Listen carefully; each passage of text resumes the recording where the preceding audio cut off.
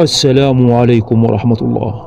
في الأيام الأخيرة تشهد المملكة المغربية واحدا من أوسع وأقوى الحملات لمكافحة الفساد الإداري والمالي في تاريخها الحديث. حملة غير مسبوقة طالت أسماء بارزة في المشهد السياسي من رؤساء وجماعات وأعضاء مكاتب مسيرة إلى برلمانيين حاليين وسابقين، بعد صدور قرارات قضائية صارمة بمنعهم من السفر ومصادرة جوازات سفرهم.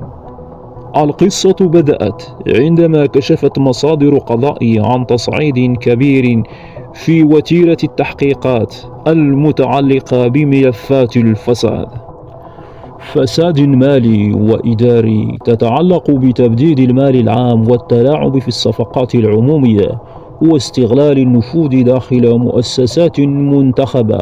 مصادر صحفية الصباح أكدت أن القضاء أصدر خلال الأيام القليلة الماضية قرارات تقضي بمنع أكثر من عدة رؤساء جماعات من بينهم برلمانيون من مغادرة التراب الوطني كإجراء احترازي بانتظار انتهاء التحقيقات.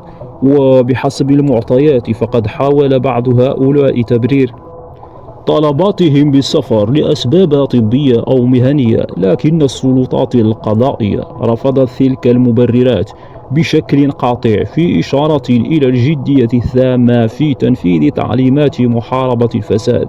والأيام القادمة سوف تعلن على عدة شخصيات متورطة بالفساد وتبديد المال العام.